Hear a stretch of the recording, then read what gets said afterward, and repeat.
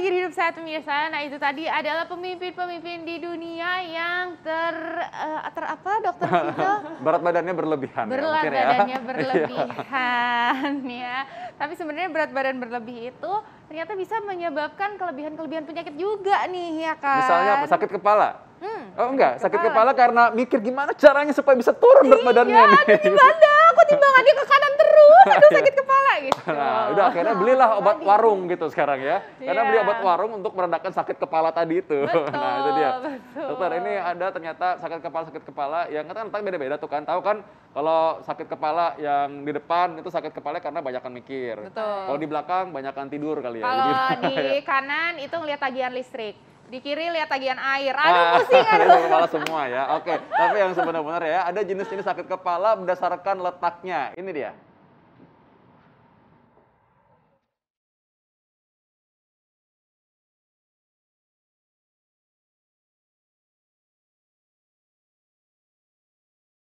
Nyeri disertai pusing hingga nyut-nyutan adalah gejala sakit kepala yang umum dirasakan siapapun. Sakit kepala pun ada beberapa jenis yang disebabkan oleh faktor berbeda dengan penanganan yang berbeda pula.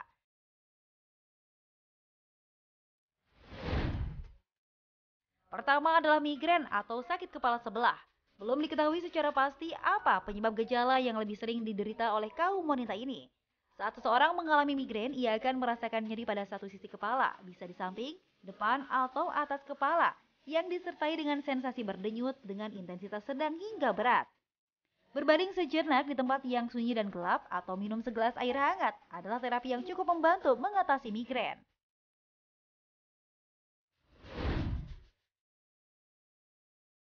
Berikutnya adalah sakit kepala akibat tegang. Ini umumnya dirasakan pada orang yang aktif bekerja. Gejala nyeri akan muncul pada dahi, tengkuk, dan kedua sisi kepala dengan sensasi seperti ditekan dan diperas kencang. Meski nyerinya cukup hebat, namun akan mudah hilang usai beristirahat. Cara mudah agar tak terserang sakit kepala tegang ini, Anda sebaiknya rutin berolahraga ringan seperti yoga.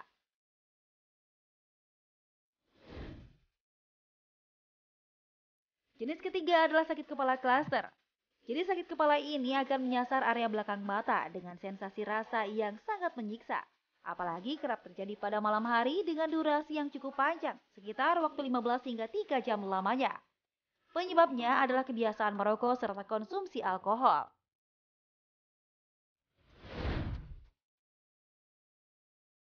Ada pula sakit kepala sinus yang letaknya terjadi pada area sekitar mata, pipi, hidung, dan dahi atau bagian gigi atas yang diakibatkan adanya peradangan pada sinus akibat alergi atau infeksi. Sakit kepala sinus pun biasanya dibarengi dengan gejala lain seperti hidung tersumbat, lendir berubah warna, pembengkakan pada wajah, serta demam.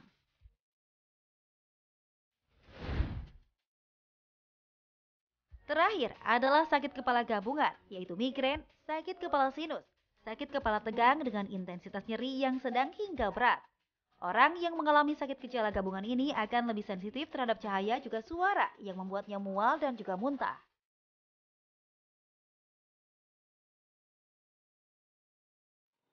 Itu dia sakit-sakit kepala ya. Jadi contoh misalkan kalau ada karena sinusitis atau radang pada sinus, minum obat sakit kepala meredakan saja, tapi tidak menyembuhkan infeksinya. Tentu harus pakai antibiotik juga. Atau kalau orang misalkan sakitnya di kepala belakang misalkan karena misalkan seorang salah tidur atau mungkin karena ketegangan, maka mungkin saja justru obat sakit kepala tidak terlalu pengaruh, tapi bisa dengan menggunakan fisioterapi dengan masase. Nah, tapi ini katanya nih ya, jika mengkonsumsi obat warung terlalu sering, ini dapat menyebabkan kerusakan liver atau hati. Ini fakta atau mitos?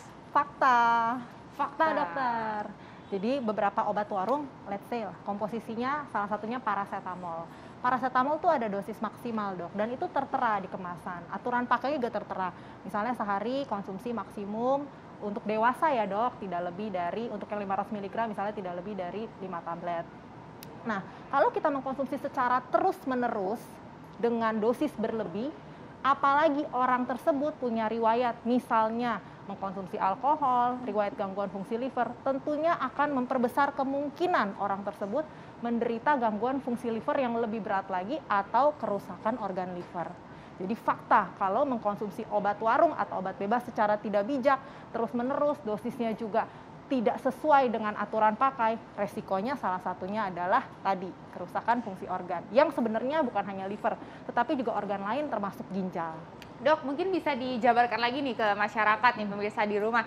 Sebenarnya risiko-risiko apa sih yang bisa terjadi apabila nih kita mengkonsumsi obat warung itu tidak sesuai dengan aturan pakai gitu? Contoh nih dok, di aturan pakai tertera untuk wanita hamil dan ibu menyusui tidak dianjurkan. Yeah. Apabila tidak dipatuhi atau tidak diikuti aturan tersebut, tentunya akan merugikan kesehatan si ibu hamil, terutama si janin. Yeah. Lalu misalnya aturan pakainya tidak diikuti, seperti tadi aturan pakai sudah jelas berapa kali sehari, dosisnya untuk anak-anak seperti apa, tidak diikuti, apalagi diterusin nih secara terus-menerus jangka panjang dengan dosis yang tidak sesuai aturan pakai. Bukan saja efek samping yang timbul, bisa jadi penyakit yang memang mau diobati itu tidak terobati.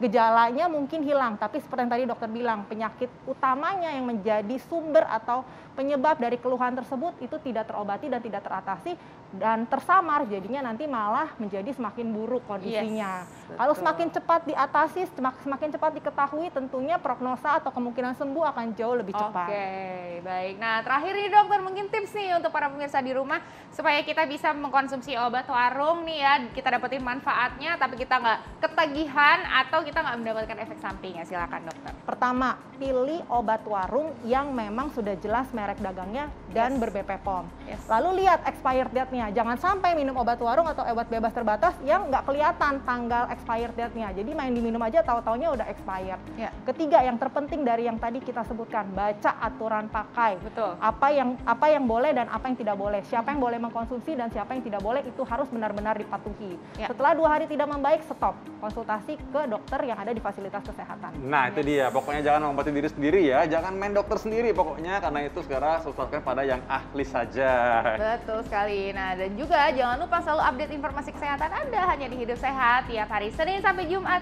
jam 9 pagi sampai jam 10 pagi hanya di TV One. Saya Dr. Renita Arlin. Saya Dr. Fatou Damai, Indonesia hidup sehat. Bye-bye.